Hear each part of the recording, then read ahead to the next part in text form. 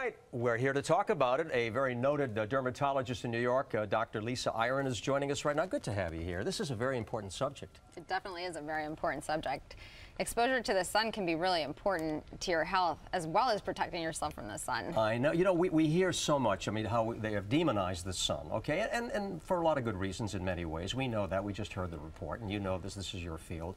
But there are some benefits to the sun as well. I know vitamin D is important, but run us through all the things that really count and really matter. Well, the #1 benefit of the sun is that it helps you to produce vitamin D3, right, which acts more like a hormone in the body and can regulate many different processes, which can help to reduce heart disease, diabetes. There's even been studies that show that exposure in childhood can help reduce multiple sclerosis. So there are a lot of benefits to making sure that your vitamin D3 level is correct. And a lot of people don't realize that they have this deficiency. It's sort of a silent thing. They don't understand it. They don't know it. It's true that a lot of people don't realize that they have this deficiency, but there's a simple blood test that you can ask your doctor to perform, and then you can actually see what your vitamin D3 level is.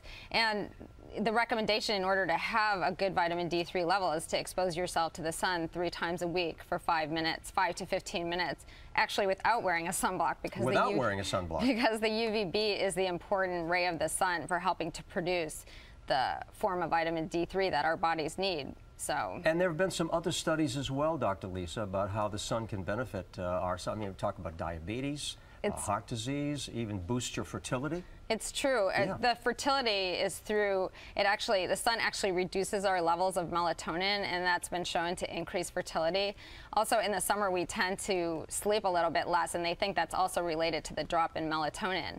The sun also helps to increase serotonin, which is what makes us feel happier. Right. So, and in people with patients with seasonal affective disorder, they have low levels of serotonin.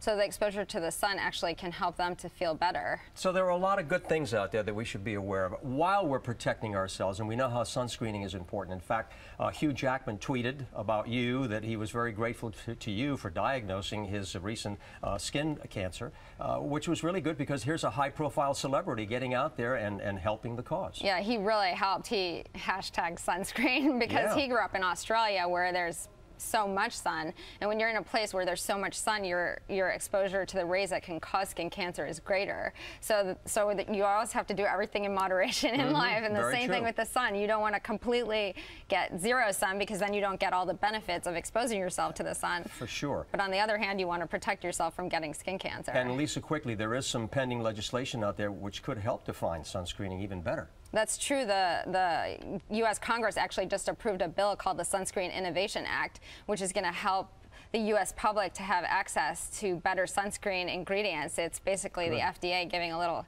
kick in the, it was the Congress giving a little kick in the butt to the FDA because they've been very slow in terms of producing new ingredients for the U.S. public to have access to. Something's happening, and we like that. Dr. Lisa Airan, we thank you so much for joining us today, okay? Let's enjoy the sunshine. We don't have too much of it today, but it is coming tomorrow, okay? Great. Looking forward to it. Thank you.